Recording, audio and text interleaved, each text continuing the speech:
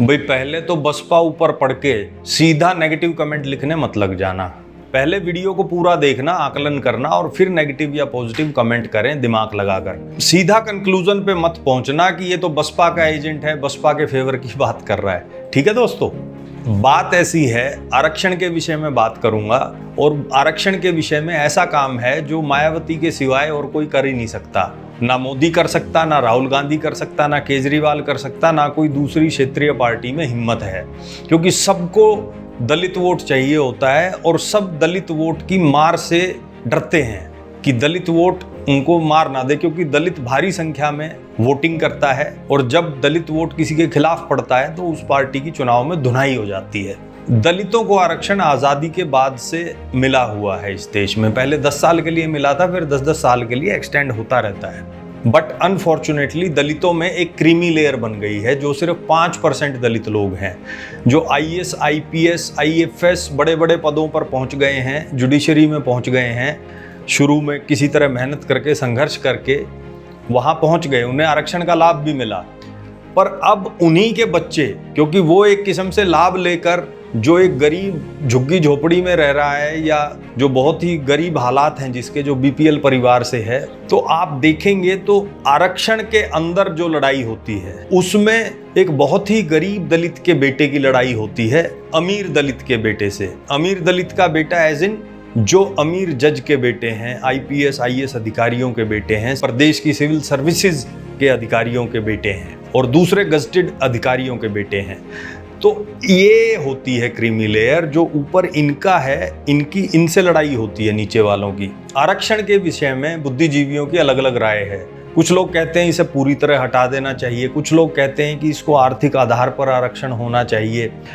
पूरी तरह नहीं हटेगा, कोई पार्टी नहीं हटा सकती, क्योंकि 15% आरक्षण SC को दिया गया है, OBC को 27%, 7% शेड्यूल ट्राइब को दिया गया है। और अब जो नई जनगणना वगैरह होगी उसमें OBC और SC ST मिलाकर ये जनसंख्या 70% के आसपास बैठेगी।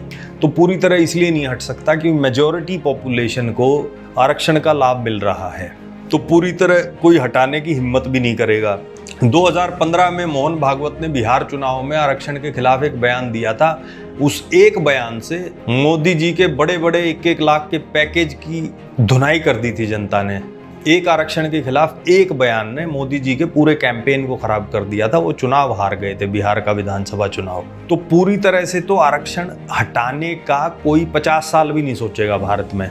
अब जो दूसरा तर्क है कि जाति के आधार पे ना होके आरक्षण आर्थिक आधार पे होना चाहिए सिर्फ, वो भी नहीं होने वाला। वो इसलिए नहीं होने वाला क्योंकि OBC में जैसे जो मजबूत किसान जातियां हैं, जैसे यादव है, गुजर है, ये लोग आंदोलन पे उतराएंगे, क्योंकि ये सब लोग चाहते हैं कि भाई हम सारे अपनी जाति के आधार पे हमें लाभ मिले आरक्षण का।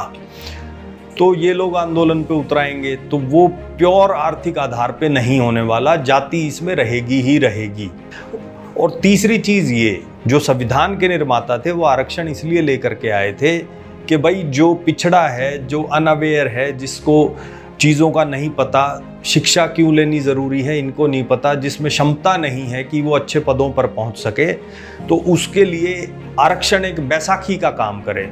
चलिए, उनकी भावनाओं का सम्मान करते हुए हम ये तर्क देंगे कि वो जो संविधान के निर्माताओं का सपना था वो पूरी तरह फेल है आज की तारीख में, क्योंकि 95% दलितों को लाभ ही नहीं मिलता आरक्षण का। वो लाभ इसलिए नहीं मिलता कि हमारे सरकारी स्कूल इतने ख़राब हैं, दलितों के बच्चे तो सरकारी स्कूल में ही पढ़ते हैं, तो वो बेचारे मुश्किल से गिर पड़ के 8वीं 10वीं करते हैं, तब तक वो जवान हो जाते हैं। फिर उनका पढ़ाई में ना रुचि होती, ना मन लगता, ना कॉलेज में जाने की इच्छा होती।